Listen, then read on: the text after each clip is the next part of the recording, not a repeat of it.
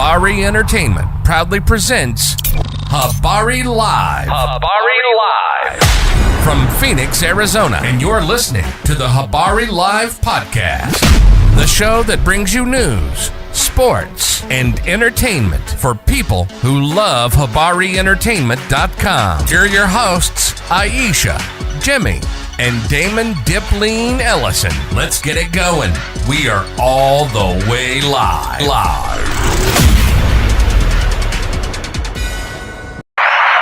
Yo, good morning. We made it through another week. Welcome to another episode of Habari Live. Good morning. And I always say, Habari Gani, my people, we are thrilled to bring you the latest edition of Habari Live, your go-to podcast for the Pulse of Phoenix and beyond. Like always, we are all the way live in Paradise Valley in Phoenix, Arizona. I'm Damon Ellison and my co-host, Iesha. We will be your guide through the exciting stories and everyday happenings in our vibrant community, your weekly dose of inspiration, innovation, and insightful conversations from the heart of our city. Habari Live Podcast. Let's get it going, man. If you haven't, go ahead and hit the like button, hit the subscribe, hit the follow. What's up? Let's get it going this morning. Yeah. So, it's been a long week. A lot of craziness going on. Which we see the right teeter-totter when it comes to free speech. They've been fighting for years to to be able to say hate speech online. To be able to say misinformation online. And that's been their fight for the last 4 to 5 years when Biden was in office during COVID. And when Twitter was swatting down hate speech, they were upset. And the right didn't like it. They didn't like that Twitter was being, as they called, their speech was being taken away. And they were being muted on Twitter and everything because they couldn't say hate speech. They wanted to say the N-word. They wanted to say different words online. And they thought it was unfair that those words were being blocked. They didn't like it. So they've been yelling and screaming about this, hollering free speech for a while. And we had Elon Musk. He went and bought Twitter so he could, make sure that people can say what they want to say. So they can say the N-word and there's nothing that's going to be done. And it's became of a sewage of racism and just disgusting stuff over there on the place that used to be called Twitter. It's pretty gross. So most people that's sane, I would say, have lost Twitter. Some people, left Twitter. Some people are still on it. But I don't mess with Twitter, man. It's just too much racism going on. And that's what they fought for. And now we see them this week, they're battling because they don't like what people are saying. The same people who've been going around throwing out racist conspiracy theories like the replacement theory and craziness get upset about the things that's being said after Charlie Kirk's death. They're mad. They don't want people saying certain things, and they're going to police. They're going to police. That's their mission. They're going to police speech. Now, I saw a lot of people online talking about, it's no different what Biden was doing. Well, Biden was trying to keep misinformation out there and trying to keep people with a common knowledge of what was going on with the vaccines. And people didn't, they wanted to be anti-vaccine. So Mark Zuckerberg and Elon and all these people, they've given in to the right. They gave them what they want. They've got a lot of what they wanted lately. They hated immigrants. They've gotten them out.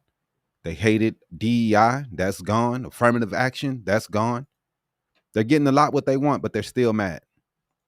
Now they want people to mourn and cry and respect the people that they mourn and cry for and respect. On the way here, we saw a big billboard. We live in Arizona, and we know this is where Charlie Kirk was from, Phoenix, and a big billboard of him, telling us about his celebration of life. And this is where he's from. So this is where a lot of that stuff that he was speaking was born. A lot of people here, follow that. They're with it. They believe in this replacement theory. And even the guy with the horns, I forget the guy, but he's from here also. He's from already. Dang. We ain't even been on for 5 minutes. Ah, man. But anyway. Yeah, man. So it's tough out here, man. We all want free speech. We all want to be able to say whatever we feel. It's just so disgusting to see people from the right doing the things that they were fighting against when they were getting, as they call, doxxed for being racist online. They didn't like that. They wanted to be able to say racist things and not have any you right, Kremlin agent number 47. MAGA snitches probably in this chat. Right. That's why I don't, you can't say what you want to nowadays. The people that's been hollering and screaming, I want to be able to say what I want to, giving people money that drop N-words to little kids. It's kind of crazy to see them talking about they don't want, and Trump is, he loves this because he doesn't like these people talking bad about him. He didn't like Jimmy Kimmel saying bad things about him. He doesn't like these late night shows, they they can late talk night about comedy him. shows. Right. They crack jokes about him. He doesn't like that. So he's going to use the FCC, but the FCC, I don't think they're over cable, but they are over the normal airwaves, the airwaves that we get with the antenna.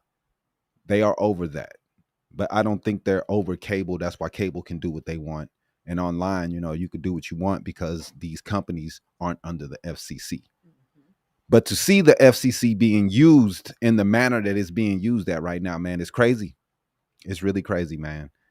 So, I mean, free speech is being used right now as a way of getting power. Power, that's what he's after right now, man. The power to make us think the way the president wants us to think. Everybody, was hollering and screaming. They didn't like being called authoritarian, the Republicans, and they think that's the reason that Mr. Kirk was shot, because the things that people are saying about Trump.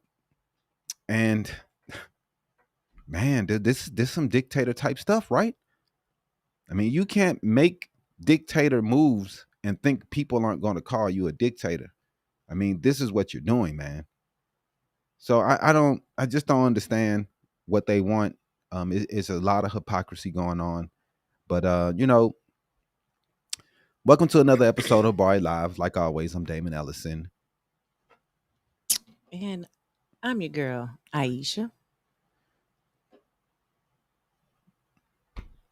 All right. Well, I guess we're just going to go ahead and hit into the rundown for this morning because, there are a few topics that we are following this morning, including a Holocaust survivor that was killed after allegedly being beaten by his 95-year-old roommate. Goodness. Investigators are working to determine what led to the violent confrontation inside the facility. That is crazy. And this was where now? I forget where it happened. I think it was in like Pennsylvania or New York. I forget where it was at. I have to go back and look to see exactly where that was at. That is terrible.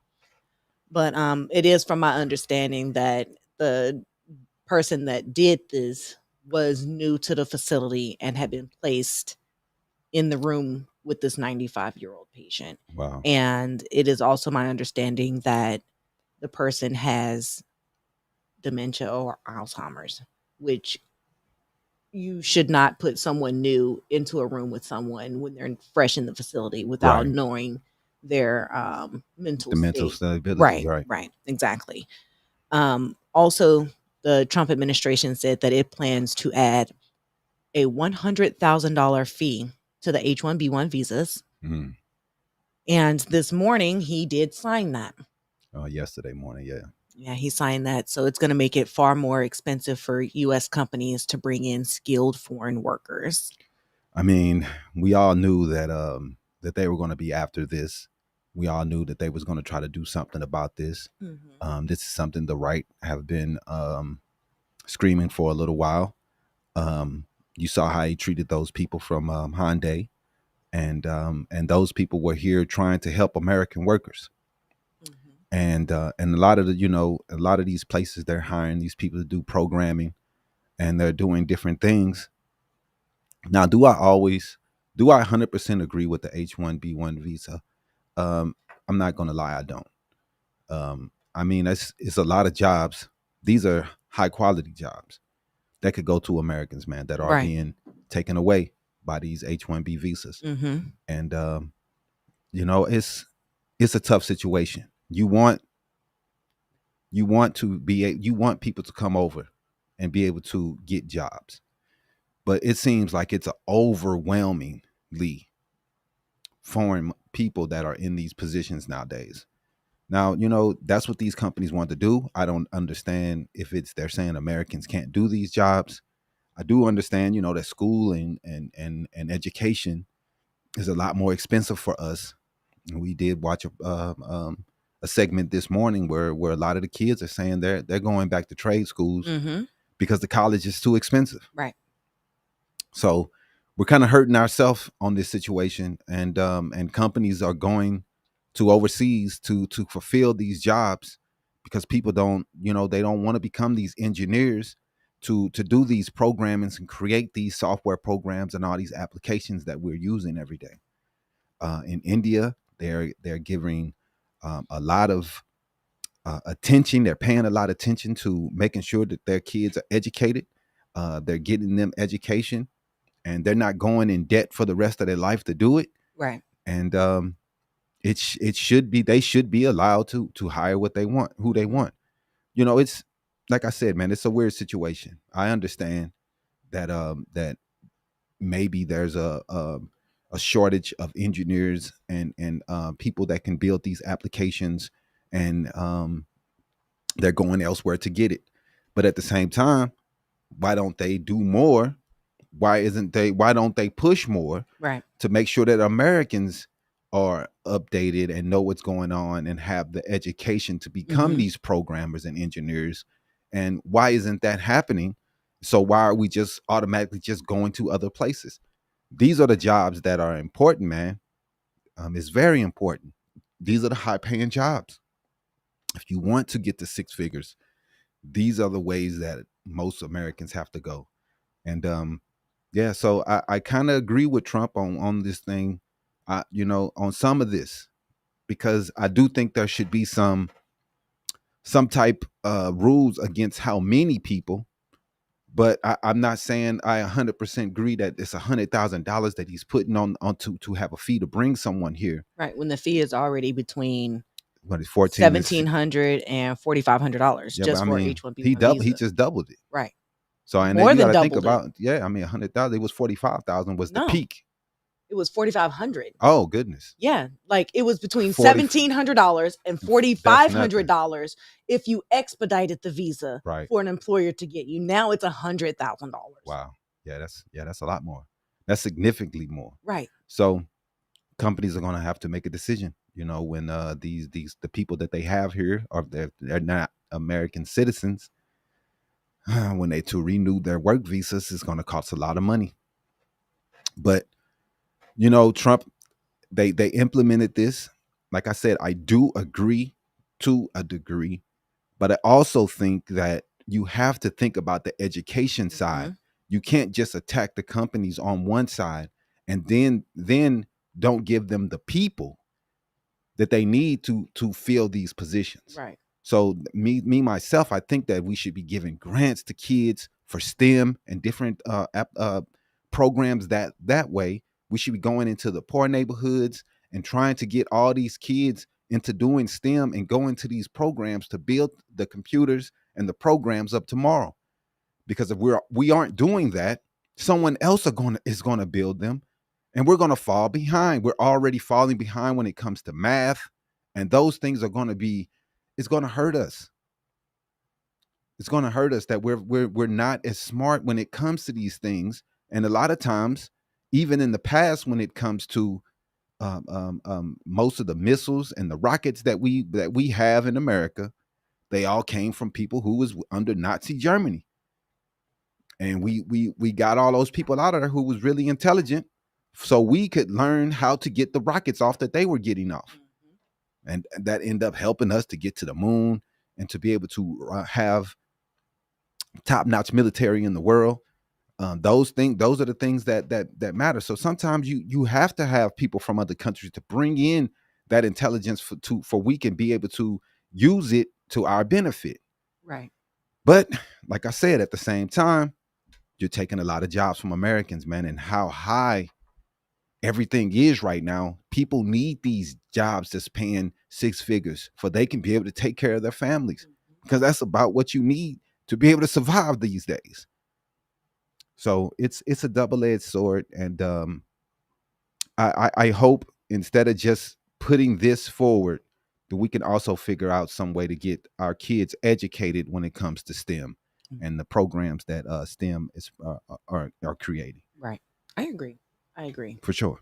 Also this week, the authorities have identified the body of a teenage girl found in the Tesla that was tied to the singer David. The case does remain under investigation as the police are trying to piece together the events leading up to her death. As of now, they have searched his home. Mm-hmm. He has canceled his U.S. tour, and he is cooperating with authorities at this point. So we'll just have to keep an eye on the case and see what happens there. Oh man, it's a terrible case. It's not looking good for David. It's not looking good because the case, I mean, supposedly we saw pictures of with him. It hasn't been verified, but it looks like her. There's been a lot of things coming out, and it's not looking good for your boy. So unless he can come with some proof that he wasn't there or wasn't involved, it is a lot of questions because they don't know who had the car, or they do know it was ex-manager or something like that. I think you said or something. Yeah. From what I was reading, there was a report that the manager is the one that was renting the house that they first searched in LA. So, the house. Well, yeah, the house. They still don't know who was in the car. They still haven't released that information. Right. No, they haven't. All right. So yeah, it's just a lot. So it's a crazy case. The girl is really young, so that's number one thing. Then they supposedly allegedly had these tattoos of shh on their fingers, both of them. This is what the mother said. And the mother also said her boyfriend was supposedly named David, but she's 15 and she's running away from home. So this is a crazy case, man. But we'll keep you guys updated with anything else that we find out about it. Definitely. And lastly, this morning, another top story that happened this week was in Mississippi, where officials released the autopsy of Trey Reed, the Delta State student that was found hanging from a tree this week. And the findings are drawing fresh attention as the community does continue to push for answers. It is also worth noting that there was a second gentleman that was also found hanging on the same campus. But more or less everyone's more focused on Trey because he was an actual student of the school and the other gentleman was not. And what the other person was homeless. So, and I guess people don't care about that as much as, right. But it's ridiculous that with either gentleman, the finding so far has been suicide. You don't want to jump to conclusions on anything, but a lot of people are, and a lot of people are saying that it doesn't seem right, but that's what they're saying, suicide. So they having a second person look at it and give an autopsy. So we'll see. But you don't want to jump to any conclusions when it comes to these type cases. You have to be open. But when it comes to Mississippi, who has such a bad history, a lot of people automatically jump to the worst because of their history and what they've done in the past. So we have a lot of people trying to look for to make sure that they're doing the right thing, and we're not going to jump to any conclusions on what's done and trying to figure out anything like that. We can only go with what's released and what information comes out. So we'll see what happens, man. But this case is definitely very weird. It is, especially with two people. Right.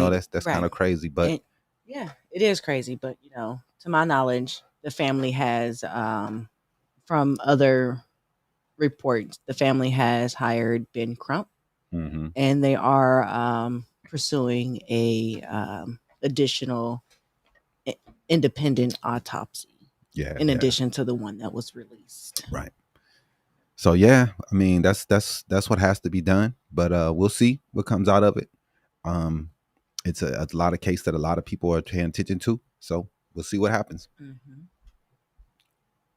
All right, man. So let's we're gonna go more into the conversation of what we started talking about. We're gonna get back in that. Let's talk about free speech in America.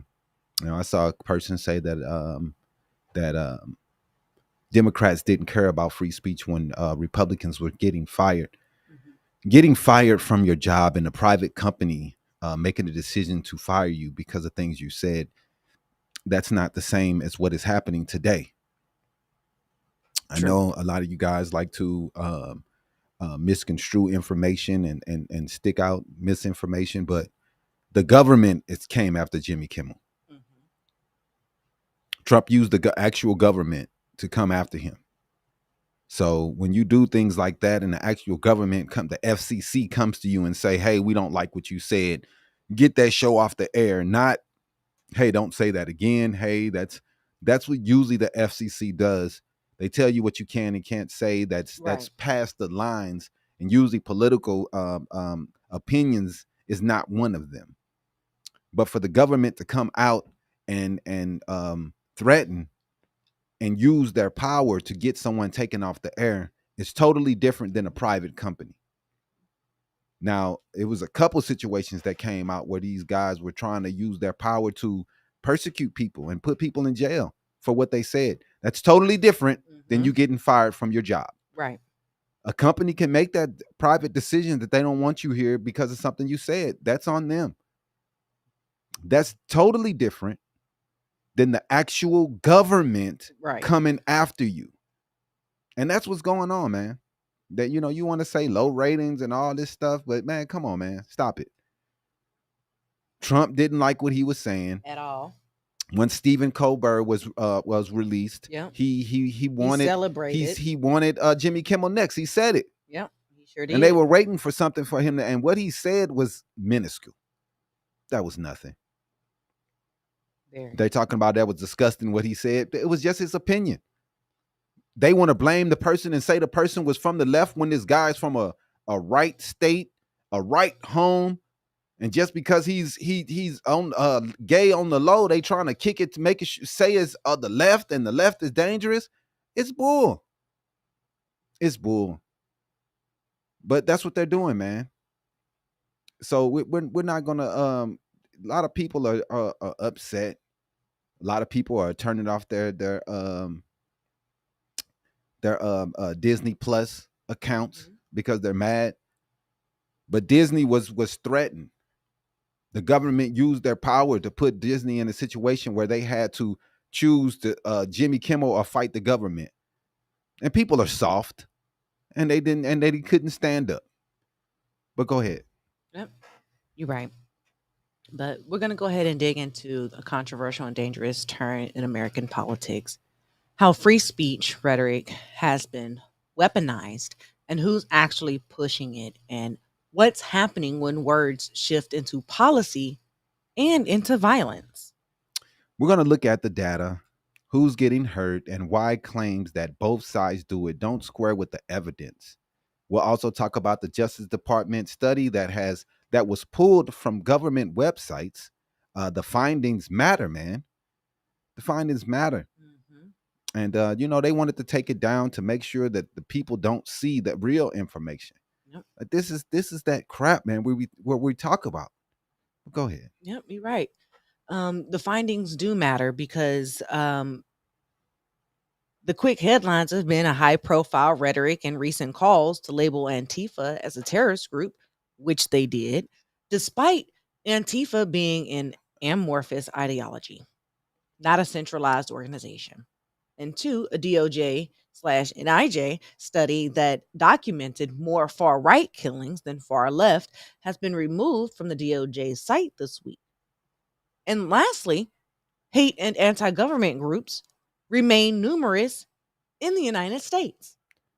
The amount of right-wing hate groups that exist in America. Whew, look that up for me real fast. The amount of right-wing hate groups, man. And the thing is, since 2016, those groups have been gaining power, gaining new people, as the ideology of hate speech and the right-wing Proud Boys, the other guys that were marching the other day, I forget their name, the white nationalist group, but it's a whole bunch of them. We do not see Antifa marching around messing with people, and that's the crazy part, is they love to talk about Antifa. Antifa doesn't. Who's the leader? We know the leaders of the Proud Boys. We can look that up. We know the leaders of all these hate groups. No problem. In 2024, the Southern Poverty Law Center identified 1,371 hate and anti-government extremist groups across the United States, with many of these groups aligning with far-right ideologies, including 118 white nationalist groups. Yeah, and that number's been growing. And they want to sit around and talk about a group that doesn't really even exist. Talk about Antifa. Talking about they burn cities down. Antifa is just an idea, you idiots. Oh my God. A dog is not a real group. Man, I feel so sad. Who's the leader of Antifa? Like, man, you can't even name what is their what is their motto? What's their code of ethics? Please tell me. Like, you don't like, dude, it's just ridiculous, man. No one cares about Antifa except some made up stuff on Fox News. But this is the way. It's funny, man. So we're gonna unpack each, starting with the numbers, man. We see 1,000-something hate groups in America. Now, the only group that they can think of from the left is a group that doesn't even exist. Antifa and George Soros. They love talking about that stuff. So the data leads, and it's the data. It tells you the Southern Poverty Law Center, which tracks hate and extremist organizations, counted 1,371 hate groups and anti-government extremist groups in the U.S. in 2024. That's the factual baseline for the scale we're discussing. Yep.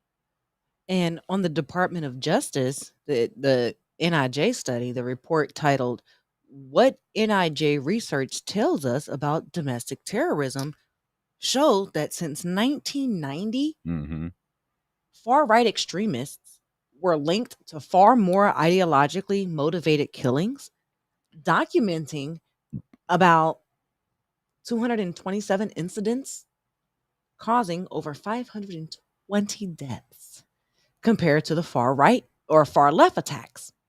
This study was removed from the DOJ site this week, which sparked national discussion about why it was scrubbed, and what it means for policy and public conversations. Now, a lot of people don't like talking about it, but Timothy McVeigh, right wing, went and blew up Oklahoma. They don't like talking about all the stuff that has happened over the years. And, they want to point the finger at Antifa. And that's the only group he's going to be able to come up with, because there is no other left-wing group. Antifa is an idea. They don't, and it's really hard for them to understand. Black Lives Matter is an idea. They really didn't have a leadership. They really didn't have a group, or organization. It was a hashtag. And the people who started the hashtag, people thought that they were putting things together, where really they were just putting marches together. And they weren't really putting a group together, but everybody, hey, Black Lives Matter. That'd probably be the next group that he'll try to go after. And even though it's really not a group, there's no chapters, there's no a whole lot of people that's leading it, there's no groups, there's no location. But hey, that's what they'll do. Multiple independent research centers, for example, the CSIS and academic trackers have similarly documented that militant white supremacists and right-wing violence has been the dominant category of domestic extremist violence in recent years. Yep. And a lot of people always ask, because I've seen it in the chat this morning, well, what about the KKK? Mm-hmm. How many members? Well, the short answer is that memberships estimates are hard to find, because Right. the Klan has fractured into many small fractions and chapters. Mm-hmm. The SPLC's Klan profile notes that this fragmentation and lists the active Klan chapters in the regions where they're operating, but stresses that the exact member counts are difficult to verify because of splintering and secrecy. Go figure. Right. I mean, it's crazy to see that Antifa is being called a hate group a terrorist group before the KKK. All the hangings, all the evil that the KKK has done all through the years, and they're still not designated as a terrorist group. But Antifa is. Antifa is. But not the KKK who actually went around hanging all these people all the time. Those people there, they are good. I mean, who did Antifa hang? Who did Antifa run out of towns and run out of black areas and burn down areas? Who? I mean, we have not seen that. But these are the people that we put on the designated as terrorist list. Like, you can dislike it all you want to, but Antifa hasn't caused any terrorism in this country. I've never seen a Klansman, but I've seen Antifa. Man, come on, man. You ain't never seen who? What was the person's name that was in Antifa? When was the last time you saw Antifa? When the only time was when the Black Lives Matters marches, when people came out. The SPLC hate map stat said before, like we said before, 1,371 groups in 2024 that are right-wing hate groups. The DOJ had that study also that they just pulled it off the air though. Yep, they sure did. But the data shows that modern lethal political violence in the U.S. has more often come from far-right extremists. And that's not a partisan talking point. That's just what multiple data sets are saying from multiple different studies. Yeah. And we know the right doesn't really believe in science or studies or anything like that. But they're quick to tell you to go do your research though. Right. Well, their research is just reading other people that agree with them. Right. So that your research is skewed because you won't go outside of your box. Mm-hmm. You won't read something that doesn't agree with your look or your view. Mm-hmm. And once you do that and you just keep yourself in this box of Fox News and you won't read anything else, then you will never know the truth. Right. And that's what most of these guys do. They don't want to know the truth. They don't want to read the study. Just like they don't care that the Trump administration pulling down science and studies. They don't care because they don't care about studies. It's all about emotion and hate for them. And if it's not emotion or hate, then they don't really care. It isn't about science. They don't care about science. They care about emotion and how this law is making me feel. They don't think about it on a scale of, does it make sense of what we're trying to do, the scientific way of, no. It makes me feel emotional. I can't do what I want. And that's what we're dealing with. A whole bunch of big babies that's sitting around crying about what they want and what they don't want. Yep. That is the right. And those are the people that we're dealing with every day. They don't care about anyone else's view. They don't care about science or what study that some guy did or a whole bunch of people went to panels. They don't care about those things. They care about how it makes them feel emotionally. Mm-hmm. How much hate does it makes them feel? And that's what matters to them. What's being removed and why it matters doesn't matter to them. When a government website removes a study that documents the scale of far-right violence, they don't care because they just want to live in their little bubble of hating everyone. And that makes them feel good. And they can hear from the news because Fox News didn't tell them they won't believe it in the first place. Yep. But everyone's been reporting how they removed this study, but they won't believe it because it doesn't matter. It documents the scale of far-right violence. That's not a small thing. It shapes what officials cite when they make policy, what law enforcement prioritizes, and what the public think is a real threat. The DOJ deletion and note is notating this deletion. It's just crazy, man. Mm-hmm. The DOJ said the removal was a part of a website review and not meant to erase facts. But independent journalists flagged the timing and the contents. You're right. But why does this matter in practice when the administration's public messages emphasize threats from the left and push labels like Antifa's a terrorist group? Right. It shifts the resources and public attention away from where the weight of the data says that the legal risks mostly have come from, which is far right. Mm-hmm. They can try to hide it. We saw who shot up the church when it was Dylan Roof. We saw all these things. The right keep on doing things in the name of white supremacy. And nothing happens. Yep. No one do anything. No one does anything. Mm-hmm. You're absolutely right. Went in and shot up a whole church. No one does anything. Exactly. So we have to humanize the stats. Examples of political violence and attacks that have shaped public life in recent years include the attack at the congressional baseball practice that critically wounded Representative Steve Scalise in 2017, Yeah. Mm-hmm. or the murder of Heather Heyer at Charlottesville in 2017 by white supremacists driving into counter protesters, or the assault on Paul Pelosi in 2022.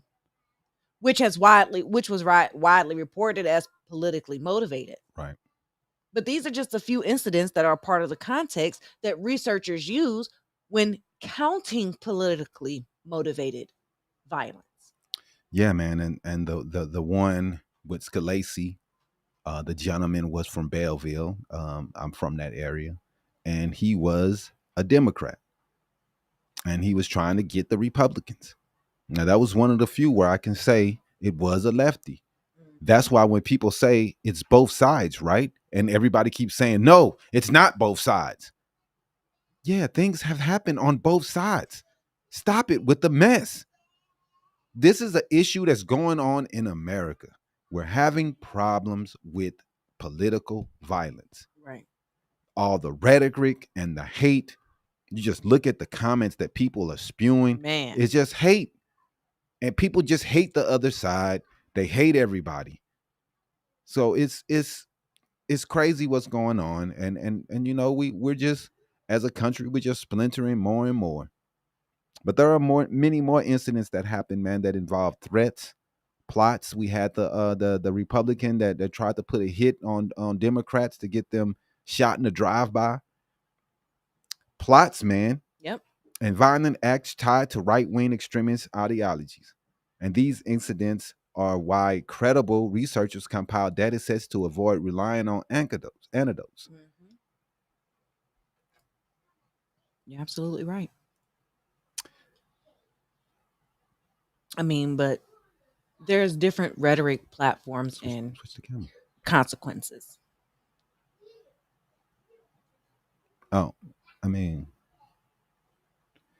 I guess. Now, free speech, when Elon Musk brought Twitter, he framed it as a free speech victory because everybody on the right wanted to be able to say the N-word, just like they're saying all in this comment section here. They wanted the right to be able to say the N-word. Right. So that's what they're doing. They love it and they use it every day. They love to say the N-word and they love to call us the N-word. But they're so upset that someone said something against Charlie Kirk. So it's crazy, man. What the times that we're living in, but these are the people that we're dealing with. So as he's Elon Musk celebrated, the right celebrated. They're going to be able to say whatever they want, and they're going to be able to drop all the N-bombs they want to on Twitter. They will celebrate.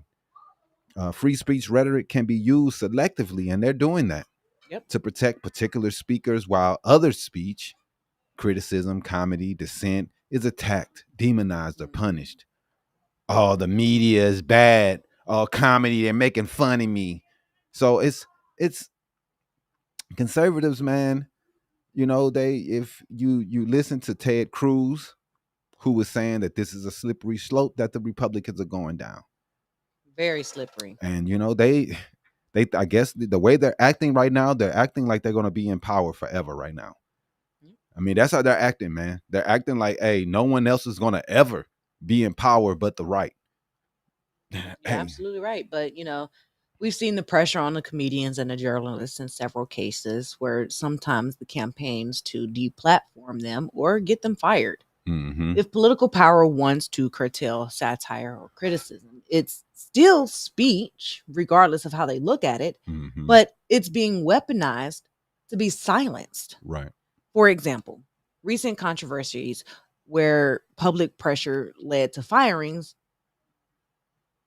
several people have been fired for making a post about Charlie Kirk. Right. Regardless of how bad it is or is not. Yeah, man. There's a difference between allowing speech and protecting it in a way that doesn't permit violence or intimidation. Data shows organized violent actors are heavily concentrated on the far right. So when the leadership points out a loosely defined Antifa as the main threat and tries to treat it as a terrorist organization, that's a political choice with major consequences to me. It is. But the Antifa does not exist, dog. And they haven't hung or hurt anyone. They're like, oh, well, they put some stuff on fire back in 2017. Like, man, okay, bro. So I don't understand what they're talking about, man, at all. But we understand where the domestic extremism is coming from. We know who's doing it. Then we see the people who are being hypocrites against the First Amendment. We see the people who are against civil rights. They want to be able to keep people on white water fountains and black water fountains. They were screaming at that. It was better then for us.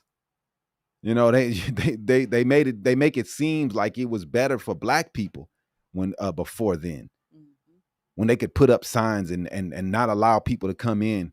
When musicians would go to certain cities, they had to stay on the black side of town and couldn't come into the clubs that they were actually playing at.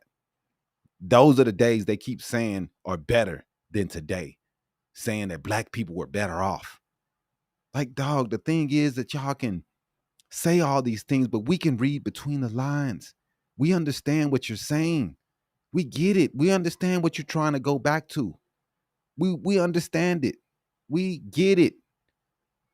We understand you don't like certain groups, and you don't want them around. We see what you're trying to, what you're preaching.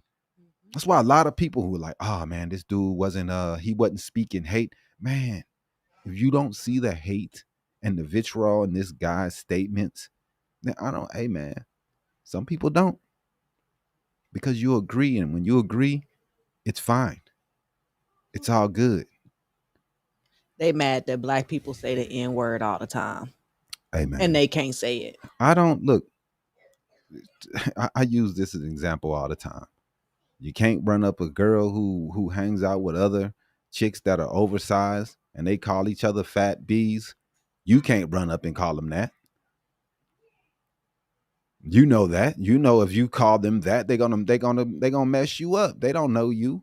Right. But y'all go ahead, do your thing, man. Say it anyway. Just say it. Go ahead. It's in rap. You guys say it all the time. Why can't we? Go ahead. We can say it. It's in the song. Scream it to the top of your lungs. Pay everybody who's in it. Just lets us know what America is. But you sit around fighting, trying to say that America isn't racist, while you fight to be able to say one of the most racist words that we tried to take power away from it by using it in the vernacular that we use it in today. Right. That was used to try to take some of the power away from that word. It wasn't to try to make it seem normal for everybody to start using it. It was just to take the power out. Now it's gotten out of hand. Everybody's using it because in so many songs it's being used. Everybody think it's all good, but hey, use it if you want to. Do what you want to do, man. That's what this America's about, man. Free speech. Say what you want. But you might have consequences from that. That's why all of you people on here are using fake accounts and not putting your real name on things because a lot of them don't have their photos up right, either. They don't have photos, nothing, because they know it might lead back to them for real. And they don't want that. So they want to say it by hiding who they are and what they do, because they know it might lead back to their job and they don't want that. Right. So, the same thing with the Charlie Kirk situation. Some people said some things that were offensive and they, sent it off to their job. Hey, man, okay. It was being done to racists, so you can't really say anything about that. That part. But at the same time, when the government is coming down talking about we want people prosecuted for what they said, now that's a different level. Now that's what is going on today with the Trump administration. They are really trying to go after people. So that's the part that's garbage. So, I mean, what is that? I didn't even notice that. That's crazy.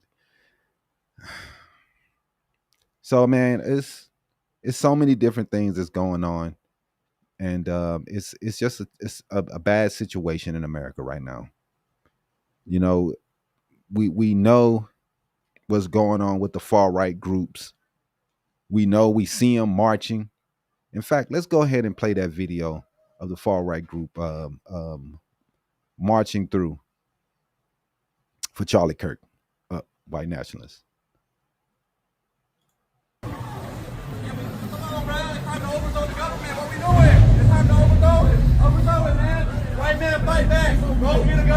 They got their face covered. Our streets! Our streets! Our streets! Fuck our land! Fuck you all!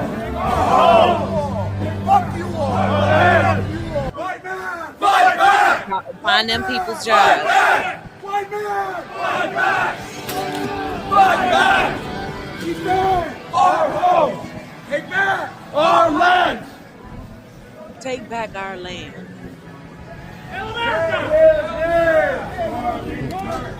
Say his name! Charlie Kirk!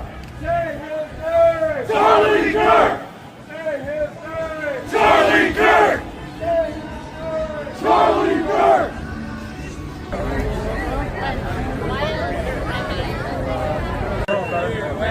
As the white population continues to be replaced with a population of non-white, non-Southeast Asian data. Vote Republican, white nationalists, but they always hollering and screaming. It's not us.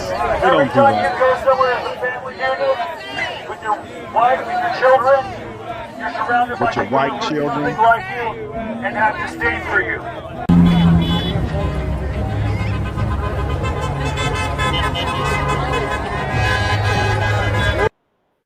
Right. The So- modern day KKK.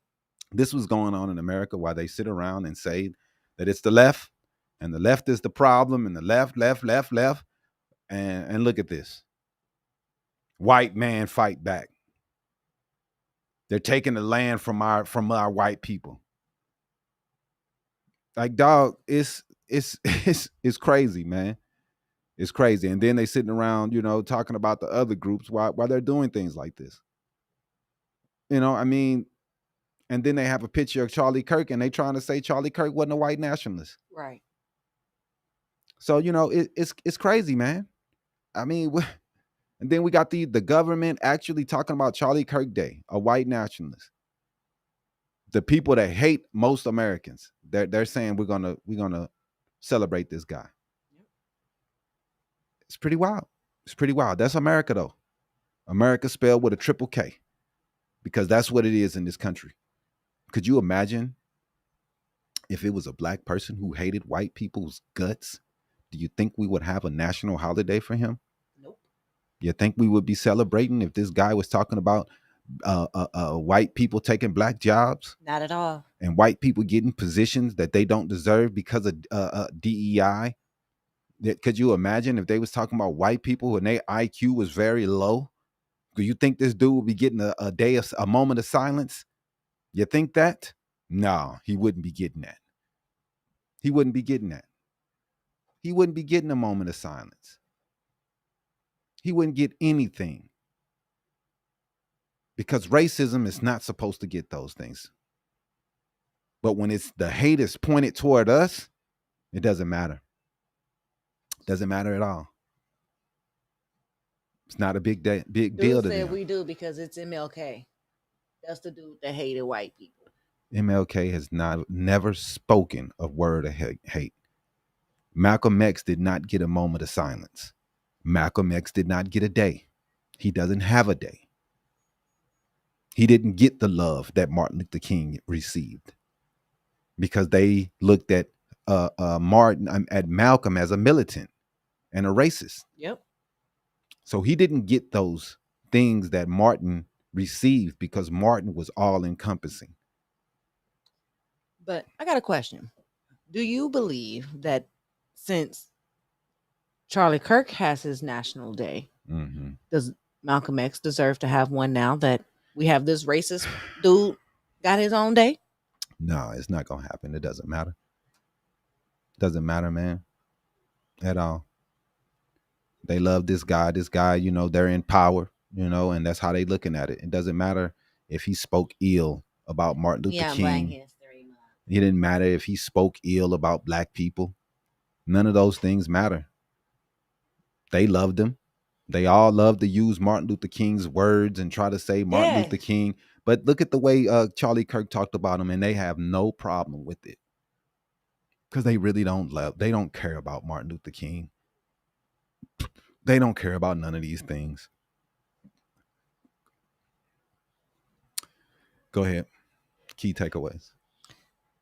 I mean, you're right, but some of the key takeaways that we want you guys to remember is that data from multiple reputable trackers do show that far-right violent extremism has been a leading source of lethal ideology-motivated violence in recent decades.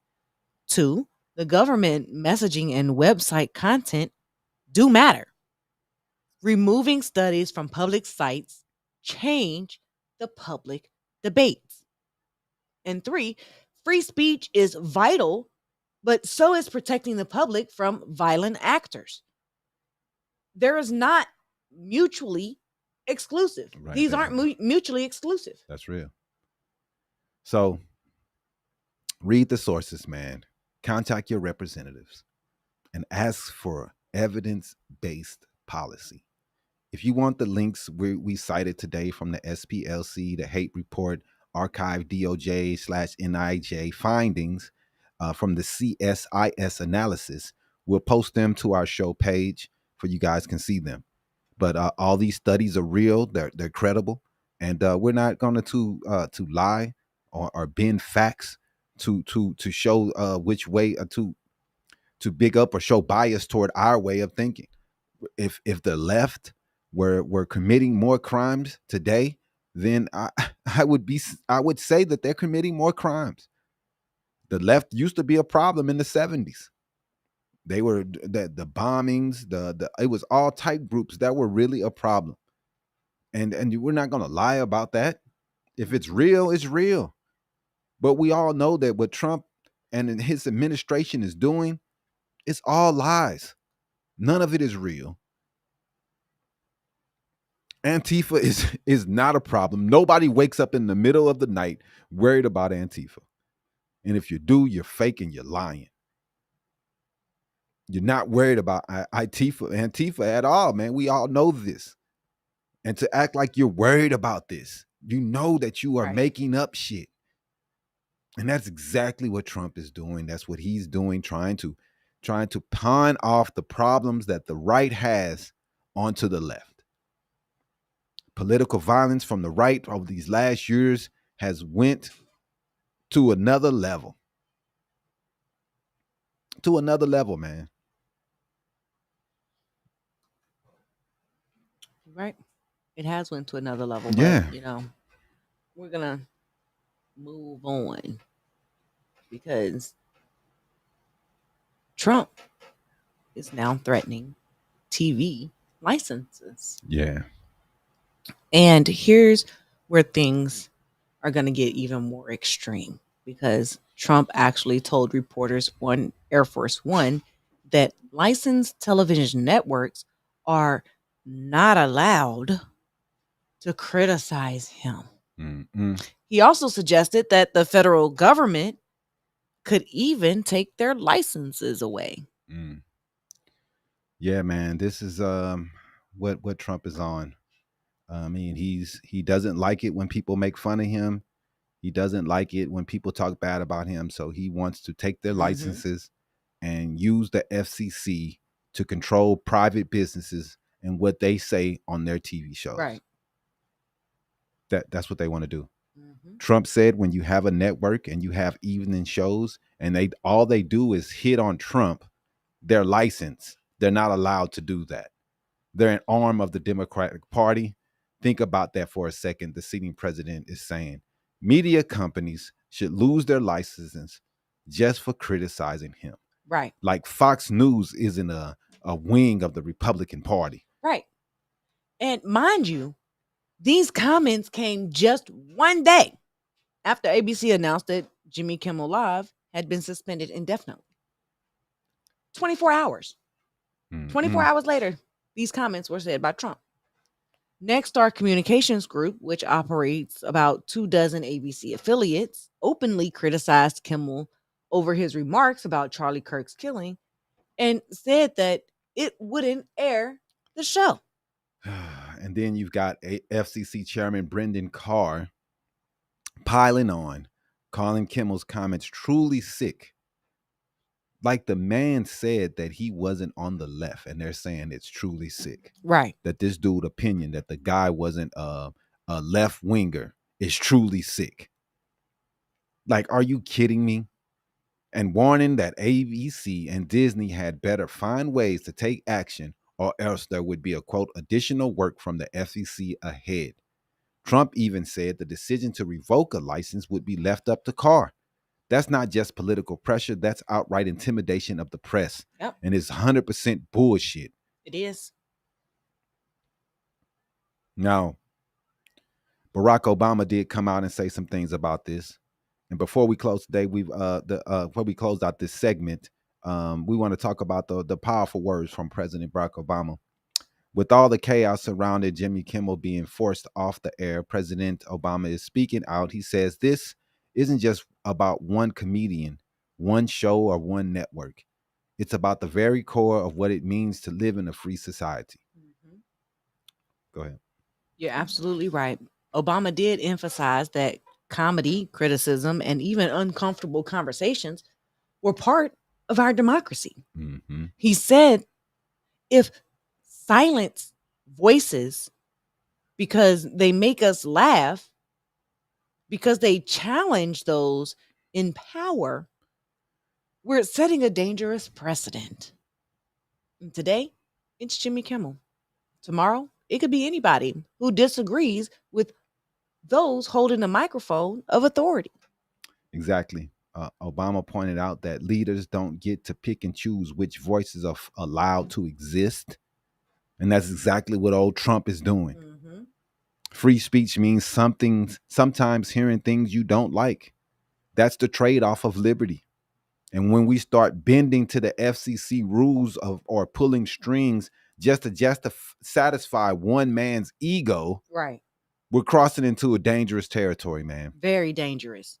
And, that's why his words matter here, because this isn't about late night television. It's about whether America is still willing to protect free speech when it matters most, not just when it's inconvenient for those who don't like what's being said. Yeah, man. So, I mean, this is ridiculous. We're pointing in the wrong direction right now. We got 3 more years of this crap, man. 3 years and another quarter. And this is it's not heading off in the right direction right now. I'm guessing this is only going to get worse, because our president is never going to try to bring down the temperature. He's never going to try to make the people on the left feel as though he's a president for them, because he never says anything that he's going to bring us together. The dude does nothing but spill and spit divisive rhetoric. It's disgusting, man. And what he's doing, we see it. We see it. People, the right, they holler they don't like cancel culture. It's cancel culture was fine when it's happening to the right. Nah, man. Like I said, if you want to go around and say racist stuff and you get fired at your job, that's fine. If a company didn't like what you said about Charlie Kirk and you got fired, we can't really say anything about that. That's a private company's decision. Right. What we are talking about is the government throwing down threats like they're the mob. That's what we're talking about. That part. The government using their power to take people off air because they have that power, because they said something against the right. I don't like what he said about me. Take him off air. That's bull, man. That's bull. That shit, that type stuff cannot happen. That's like running to your mommy and saying, "Mommy, he making fun of me." I mean, pretty much. Kimmel was already bad. You're just because you don't like it don't mean can we pull off Fox News when Democrats get on air? When Democrats get in power? All Fox News does is talk about the left and how horrible they are and how they're an enemy of the state. Right. So when Democrats get in power, it's you're okay going to be okay if we say, "Oh, we're going to take Fox News off." We don't like they're just a wing. They're just a wing of us, of the Republican Party. So we're going to take them out. You wouldn't be happy at all. And then it's all good, man. It's all good. This is the direction you want to go. Nobody wants a president that's only going to be the president for one side of the country. You're supposed to bring everyone together. Right. That's not what's going on, man. And it's really, really sad. And you guys, you can sit around and say everything you want. It doesn't matter if the FCC doesn't regulate Fox News. It still can be, they can figure out a way to pull it if they wanted to. Fox News, what has been sued 1 million times for spreading misinformation. So let's get into some clips where we break down the most talked about moments making headlines right now.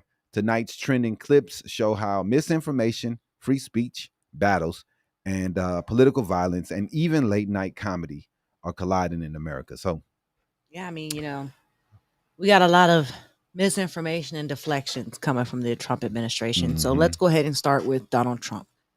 When we ask about Venezuelan President Nicolas Maduro claiming that a cocaine seizure was just a fisherman's boat, Trump mocked the explanation. Let's see. Right there. We got it right here for you. Just one more on Venezuela. The president of Venezuela called the strike on the boat illegal. Are you concerned that Maduro might escalate something? No, what's illegal are the drugs that were on the boat and the drugs that are being sent into our country, and the fact that 300 million people died last year from drugs. That's what's illegal. Do you think he's not telling the truth when he said it was a fisherman's boat? Do you think that he's... Give me a minute. You could see it. You saw the bags of white everything right through the bags. It's nonsense. So we knew it before they even left. You could see through the bags? Before they even left, we knew exactly where that boat, where it came from, where the drugs came from, and where it was heading. I mean, the problem is nobody's getting on boats anymore, so maybe that's a good problem.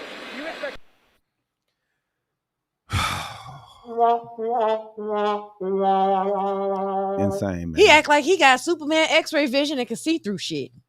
Yeah, man. The dude.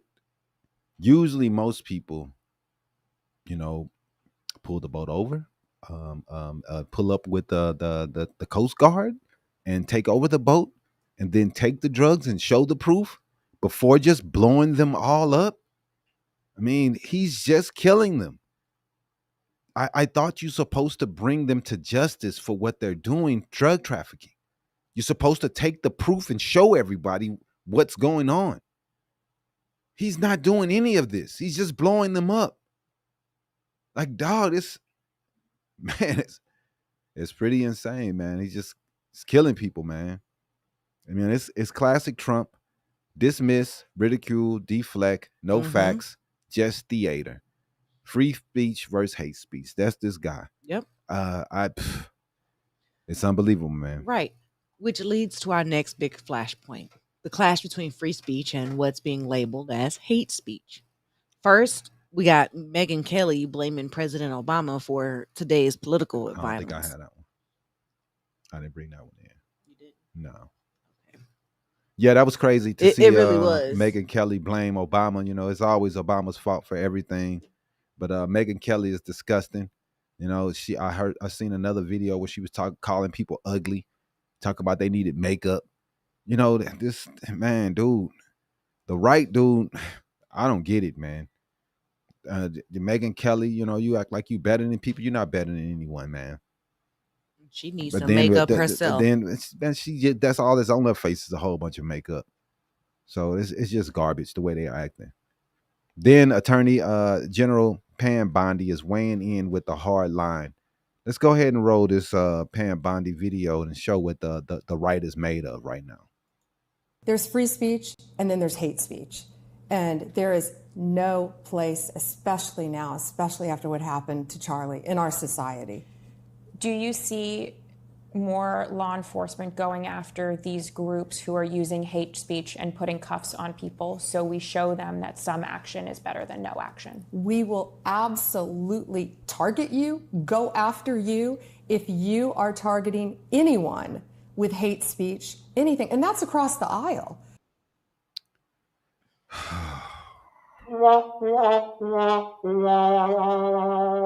Ridiculous.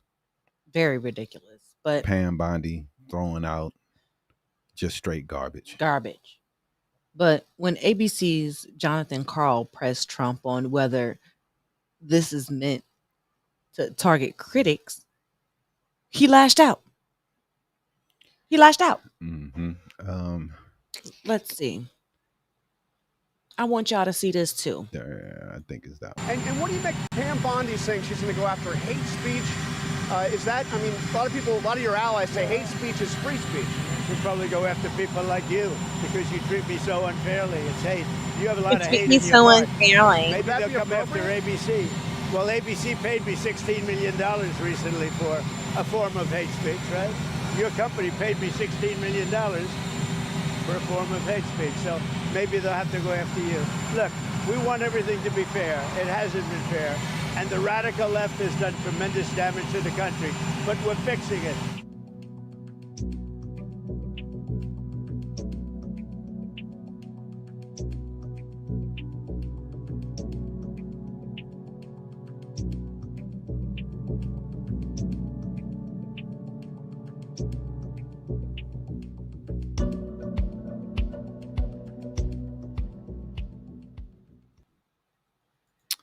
He called a defamation lawsuit a form of hate speech.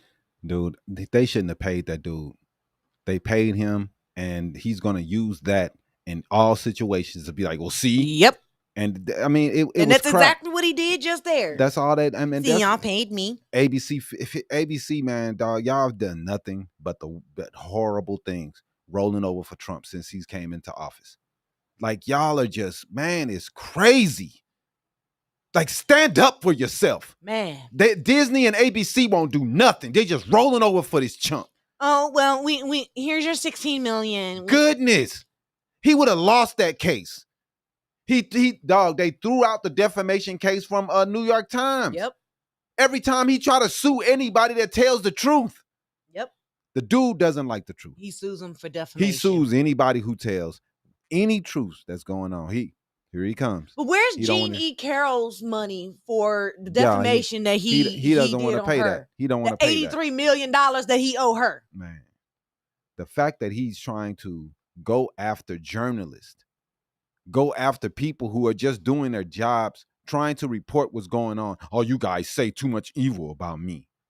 Man, dog, it's crazy. This dude is a big baby. They always trying to call somebody else victims. That's all this dude do is cry victim. Their leader ain't nothing but a big pussy that cry every goddamn day. Then they call it victims. No, y'all are the victims. He's the one crying. Oh, they said something about me I don't like. They said this. He hurt my feelings. Like, dog, this dude is a chump. Man. And this is y'all leader that y'all call daddy.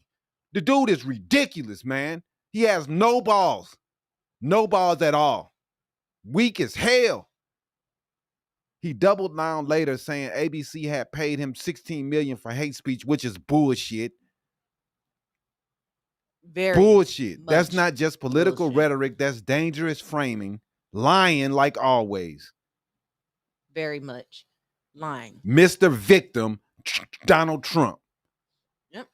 But let's go ahead and shift over to Washington, where the fallout from Charlie Kirk's killing and Melissa Hortman's murder continues. Supporters are stoking the so-called Great White Threat.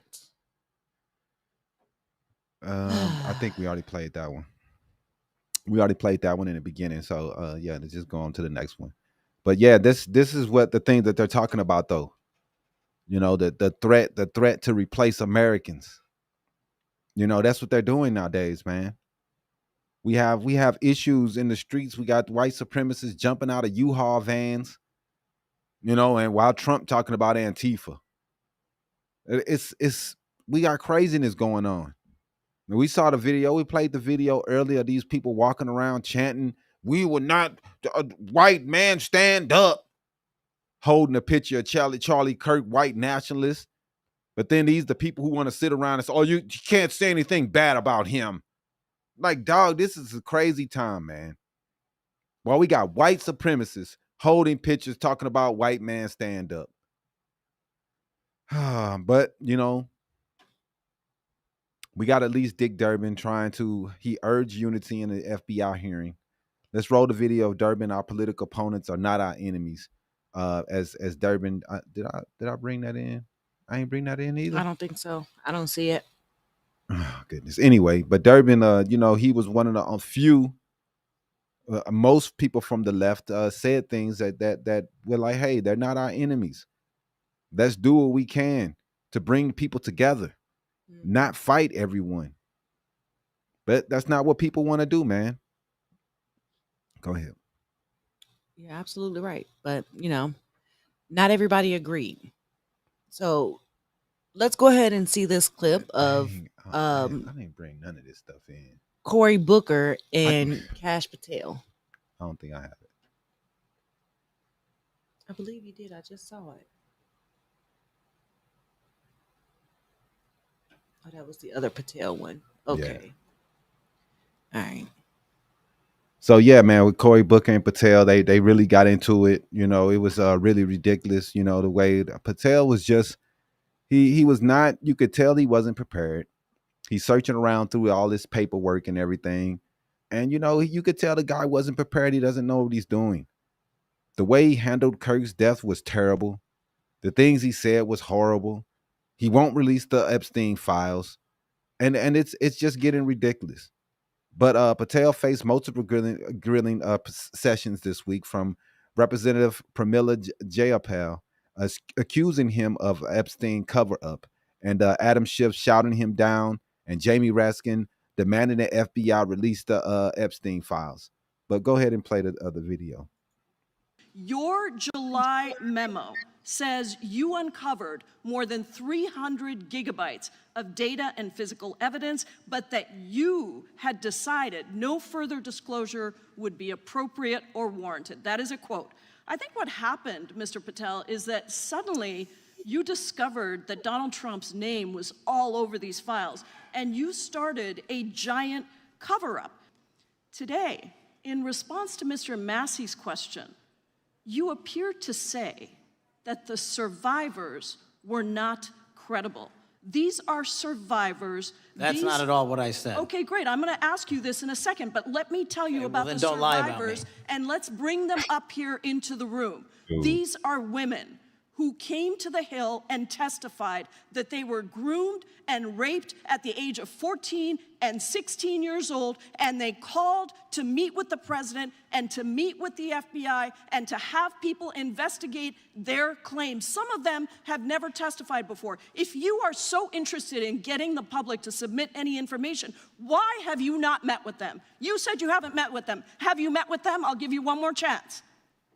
My job as the FBI director is to invite all investigative leads. Is the answer yes or no to whether or not you met with these women who were sexually abused and raped? Any insinuation by you or any people on your side that I am not manhunting child predators and sex traffickers, just look at the stats. And you talk about cover-ups, man. Mr. Chairman, you talk about cover-ups. And I will take as much time as I Where want. were you during the Obama and Biden administrations when these so-called cover-ups were going on?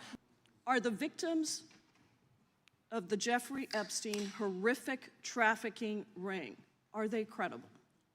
Any person with information about ongoing sexual trafficking. I'm asking you if they're credible. Ma'am, I'm commenting on the evidence we have. But we have routinely asked for people to come forward with more evidence, and we will look at it. And the evidence that we have was the same evidence that the Biden and Obama Justice Departments had. And they determined, not me, they determined that that information was not credible. Chairman, he's not letting me even ask my questions.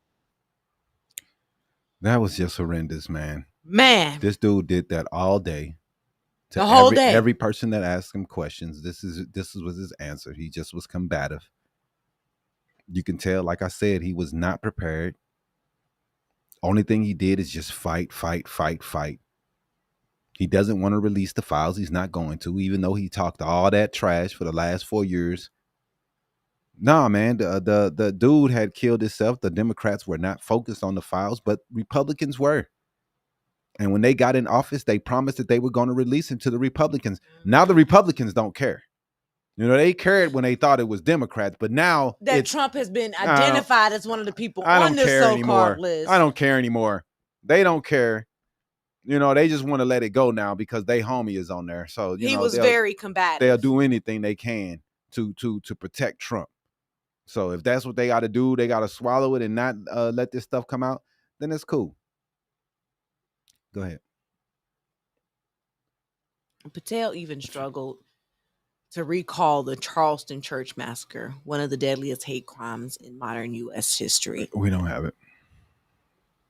Which, I mean, you know, he denied that it ever even happened, basically. Dude didn't even know.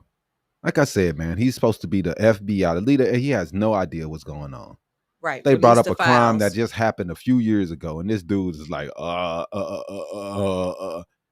like, dog, it's ridiculous. Now, beyond D.C., governors are calling for calm. Illinois Governor JB Pritzker urged Americans to reduce the temperature and resist authoritarianism. And, you know, that's what a leader does. Mm-hmm. But Trump, you know, what did he do? The radical left. The radical left. So go ahead and roll the video of JB Pritzker.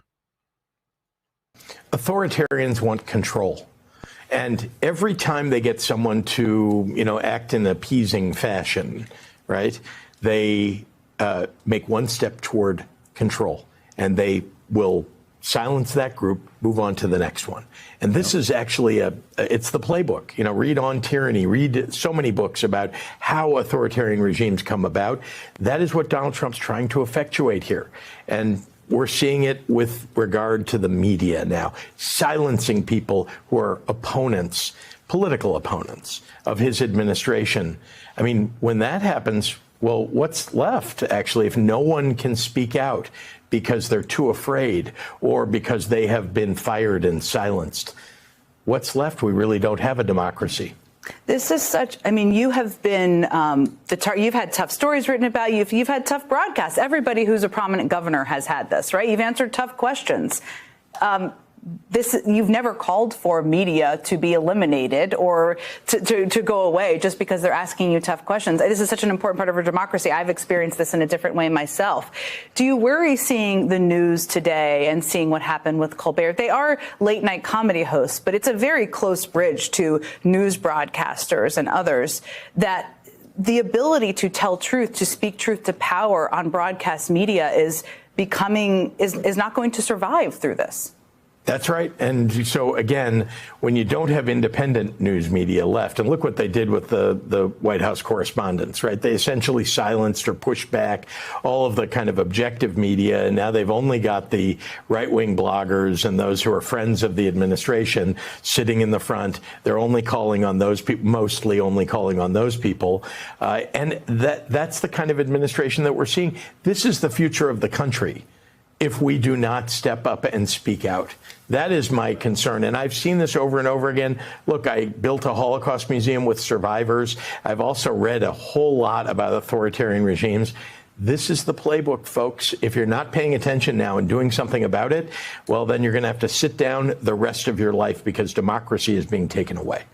Do not be quiet in this moment. That is what I consistently hear from you. I believe it. I echo it. I confirm it myself. Thank you for being here tonight. This was a very last minute. We're so delighted that you were able to make it. Thank you, Governor Pritzker. Thanks, Jen. Yeah, man. Governor Pritzker, talks about authoritarianism and the things that's going on and authoritarian moves that the Trump administration is putting forth. You're right. Meanwhile, Trump escalating tensions by designating Antifa a major terrorist organization. Do we have that one? Let's see. I think that's a different one. Don't look like we have that one either. Nope. It's all good. But, we know he did that. He went after Antifa because, he's talking about the radical left, but he doesn't have many groups that he can pull from and prove that it's a problem. The only thing he can talk about is Antifa, which we all know does not have any leaders. It's just an idea. It's not an actual group. But the right, I don't think they will ever understand that. They just don't get it. They don't get it. They don't understand. So they're going to keep talking about it and keep bringing it up because they're idiots. But onto the economy. Two sobering headlines. China hasn't brought a single U.S. soybean in over 3 months, crushing American farmers. And Fed Chair Jerome Powell admits job growth is slowing. Unemployment is climbing, and GDP has slipped from 2.5% to just 1.5%. So let's go ahead and play the farmer talking about the problems they've had with soybeans down. Soybeans. We depend on the Chinese market. And the reason we depend so much on this market is China consumes 61% of soybeans produced worldwide. The rest of the world is 39%. Of the soybeans that American farmers produce, 25% currently have been going to China. And right now we have zero sold for this crop that's starting to be harvested right now. So it's a 5-alarm fire for our industry that 25% of our total sales is currently missing. And right now we are not price competitive with Brazil due to the retaliatory tariffs that are in place. Our prices are about 20% higher, and that means that the Chinese are going elsewhere because they can find a better value. And the American soybean farmers and their families are suffering. There's 500,000 of us that produce soybeans, and we desperately need markets, and we need opportunity, and we need a level playing field so we can compete, because we grow a great product, but we have to be price competitive as well. And there's an artificial barrier that is built with these tariffs that makes us not be competitive. Yeah, man, as the tariffs tears farmers apart, make them not compatible. Yeah, but they're not having. They cannot survive without China buying the soybeans that they were buying. Right. Losing 30% of your purchase power is a problem, and losing 30% of the money that you had coming in is a problem. And these farmers are hurting bad. But the GDP and everything else is going down. And let's hear Jerome Powell talk about it and some of the problems that we're seeing coming forward. While the unemployment rate remains low, it has edged up. Job gains have slowed, and downside risks to employment have risen. At the same time, inflation has risen recently and remains somewhat elevated. Recent indicators suggest that growth of economic activity has moderated. GDP rose at a pace of around 1.5% in the first half of the year, down from 2.5% last year. The moderation in growth largely reflects a slowdown in consumer spending. In contrast, business investment in equipment and intangibles has picked up from last year's pace. Activity in the housing sector remains weak. Now, he comes and says and tells you why all the things are weak and what's going on with the problems that they're having. And, you know, the GOP, they're going to ignore it and act like nothing is happening. Trump is just doing great. But the economy is suffering. And what we're doing about it is nothing. Because this guy of wages fights with media and TV show host. Right. But, you know, finally, we're going to go ahead and talk about comedy and censorship. Senators are reacting to ABC's shocking decision to pull Jimmy Kimmel off air. I believe we have a few of those videos. Yeah, let me see. Let's see. There you go. Go down. There you go. Listen, we are quickly becoming a censorship state. I think Kimmel is just the beginning. I think you're going to see a potential dizzying campaign of political repression against anyone who opposes this president. The question is, do I think that what Kimmel said is appropriate? Not really. I think it's terrible. And do I think it's good that Disney yanked his show? Yeah, I do, actually. I mean, that was their choice. Is it First Amendment protected?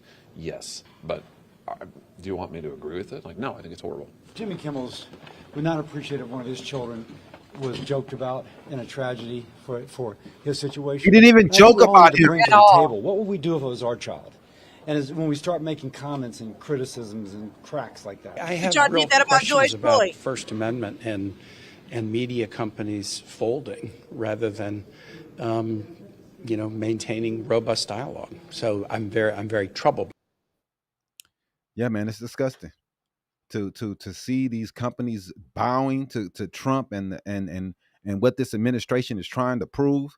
Give me the remote. You didn't see this? No. I can't see the notification that comes up behind your shoulder. How? But anyway. It's in the corner. That's why. But yeah, man. So Representative Ro Khanna is fighting back, moving to subpoena FCC Chair Brendan Carr for allegedly intimidating ABC. So